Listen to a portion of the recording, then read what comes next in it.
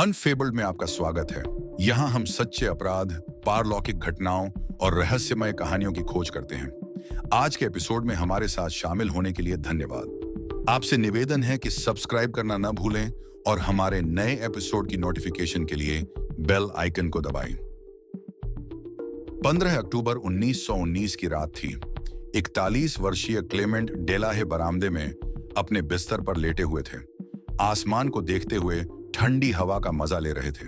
उन्होंने उस रात बरामदे में सोने का फैसला किया था, जहां 2 पलंग रखे गए थे और उनकी पत्नी दूसरे पलंग पर अपने बच्चे के साथ सो रही थी।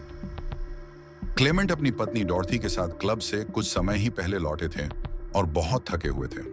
क्लेमेंट डेलाहे न्यूइंगटन हाउस के प्रिंसिपल थे, जो मद्रास अब चेन्नई में स्थित था। यह एक प्रतिष्ठित स्कूल था जो राजकुमारों की शिक्षा के लिए बनाया गया था, यानी यह स्कूल रॉयल्टी के लिए था। जैसे ही वह अपने विचारों में खोए हुए थे, उन्हें नींद आ गई। कुछ पल बीते और उनकी पत्नी अचानक डरकर उठ गई, क्योंकि उसने एक जोरदार आवाज सुनी, जैसे किसी तोप का धमाका। दिल तेजी से धड़कने लगा। यह आवाज इतनी तेज थी कि उसने रात की शांति को पूरी तरह से भंग कर दिया। यह आवाज पूरे इलाके में गूंज गई, जिससे इमारत में सो रहे सभी छात्र जाग गए। डोरोथी ने अपने पति की ओर देखा और भयावह सच्चाई सामने आई। उसने अपने पति को खून में लथपथ पड़ा हुआ देखा। डोरोथी तुरंत उठी और उनके बिस्तर की ओर दौड़ी। उसने देखा कि उनके सिर में एक बड़ा सा छेद था। वह चीख पड़ी और अपने पति को पकड़कर रोने लगी। छात्र, जो जोरदार आवाज को सुनकर दौड़ते हुए आए थे, उन्होंने मिसेस डेलाहे को अपने पति को पकड़े हुए देखा। पुलिस और एक सिविल सर्जन, मेजर हिंगस्टन, को तुरंत फोन किया गया। सर्जन जल्दी से मौके पर पहुंचे और शरीर की प्रारंभिक जांच के बाद उन्होंने पुष्टि की कि क्लेमेंट डेलाहे की मौत सिर के दाहिने हिस्से में गोली लगने से तुरंत हो गई थी। जैसे ही पुलिस मौके पर पहुंची, उन्होंने अपराध स्थल को सुरक्षित किया, छात्रों को प्रारंभिक पूछताछ के लिए अलग किया और उस जगह की जांच शुरू की। अपनी तलाशी के दौरान उन्होंने एक 12 बोर की बंदूक और कुछ कारतूस बरामद किए, जो उस बरामदे के ठीक नीचे रास्ते पर पाए गए। इससे यह सवाल उठने लगे कि क्या बंदूक को जानबूझकर वहां रखा गया था या भागते समय ऊपर से किसी ने फेंका था। अगले दिन स्कूल में छात्रों से पूछताछ के दौरान बेड़केई एस्टेट के वारिस ने पुलिस को बताया कि वह दूसरे माले पर अपने कमरे से सबसे पहले घटनास्थल पर पहुंचे थे। उन्होंने यह भी कहा कि उन्होंने सबसे पहले कदम्बुर और सिंगमपट्टी को वहां से निकलते देखा। पुलिस ने उनसे बयान लिखकर देने को कहा। पुलिस ने डोरोथी से भी पूछताछ करने की कोशिश की, लेकिन वह पूरी तरह से सदमे में थी। उन्होंने पुलिस को बताया कि जैसे ही वह आवाज सुनकर जागी, उन्होंने किसी को नहीं देखा, लेकिन उन्होंने दूसरी आवाज सुनी, जैसे कोई भारी चीज जमीन पर गिरी हो। उरकड़ एस्टेट के एक वरिष्ठ वारिस ने कदम्बुर पर इल्जाम लगाया और पुलिस से कहा कि वह उनसे खतरा महसूस कर रहे थे। तलवाकूट एस्टेट के वारिस ने उरकड़ के साथ मिलकर कहा कि कदम्बुर हत्या की साजिश रच रहा था। तलवाकूट ने यह भी कहा कि उन्होंने प्रिंसिपल को इसकी सूचना नहीं दी, क्योंकि उन्हें लगा कि क्लेमेंट डेलाहे इस बात पर यकीन नहीं करेंगे। कम से कम 6 छात्रों ने सिंगमपट्टी और कदम्बुर पर उंगली उठाई। पुलिस ने हत्या की एक साजिश का पर्दाफाश किया जो महीनों से चल रही थी, और पाया कि सिंगमपट्टी और कदम्बुर इस षड्यंत्र में सहयोगी थे।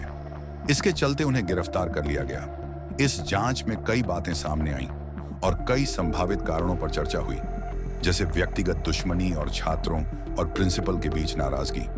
पुलिस को पता चला कि मिस्टर डेलाहे को उनके नस्ल भेदी टिप्पणी के लिए छात्र बिल्कुल पसंद नहीं करते थे। डोरोथी डेलाहे के बारे में ऐसी चर्चाएं थीं कि वह छात्रों को बहकाने और उन पर डोरे डालने की कोशिश करती थी। इन अफवाहों से परिस्थितियों पर कई तरह के सवाल खड़े होने लगे। जब ये अफवाहें पूरे शहर में फैल गईं, तो इस मामले ने सनसनी मचा दी और जनता के बीच चर्चा का विषय बन गया। हालांकि इस सब का केस की जांच में कोई लाभ नहीं हुआ। हत्या के समय स्कूल में कुल 9 छात्र थे, जिनमें से 8 कोर्ट ऑफ वार्ड्स के सदस्य थे। ये वो छात्र थे जो अपने अपने एस्टेट्स को संभालने में सक्षम माने गए थे, और ईस्ट इंडिया कंपनी ने उन्हें न्यूइंगटन हाउस में पढ़ाई के लिए चुना था। सिंगमपट्टी के वारिस का मामला थोड़ा अलग और खास था। हत्या के बाद डोरोथी डेलाहे की तबीयत बिगड़ने लगी और वह कार्यवाही पूरी होने से पहले अपने बच्चे के साथ लंदन लौट गई।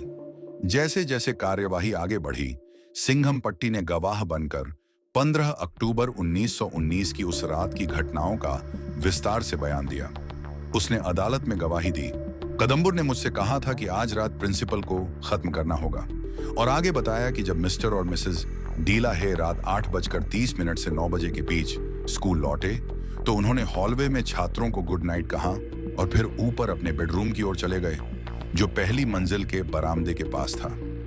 यह बरामदा इमारत के ओसारे के ठीक ऊपर था और उसके नीचे स्कूल परिसर का रास्ता था। कुछ समय बाद मिस्टर और मिसेस डीला हे सोने चले गए। प्रिंसिपल एक बिस्तर पर सो गए जबकि उनकी पत्नी दूसरे बिस्तर पर सो रही थी, दोनों बरामदे में। आधी रात के लगभग 30 मिनट बाद कोई व्यक्ति बेडरूम में दाखिल हुआ, क्लेमेंट डीला हे के पास पहुंचा और 12 बोर की बंदूक से उन्हें गोली मारकर हत्या कर दी। सिंघमपट्टी की गवाही के आधार पर कदम्बुर एस्टेट के वारिस पर हत्या का आरोप लगाया गया। हालांकि पुलिस द्वारा की गई जांच की गहन समीक्षा के बाद झूरी को सिंघमपट्टी की कहानी में कई असंगतियां मिली और इसे झूठा करार दिया गया। इसके चलते कदम्बुर को बॉम्बे हाई कोर्ट में बरी कर दिया गया। यह मामला अपनी प्रकृति और उस समय मिली व्यापक प्रसिद्धि के कारण मद्रास हाई कोर्ट से बॉम्बे हाई कोर्ट में स्थानांतरित किए जाने वाले शुरुआती मामलों में से एक था। न्यूइंगटन हाउस को कुछ समय बाद ही बंद कर दिया गया। लोगों ने भी इसके बारे में बात करना बंद कर दिया और यह कहानी समय के साथ भुला दी गई। यह हत्या आज तक अनसुलझी है। आज के एपिसोड को सुनने के लिए आपका फिर से धन्यवाद। कृपया हमारे चैनल को लाइक, शेयर और सब्सक्राइब करें। आपका समर्थन ही हमें बढ़ने और ऐसी कहानियां लाने में मदद करेगा। अनफेबल्ड साइनिंग ऑफ।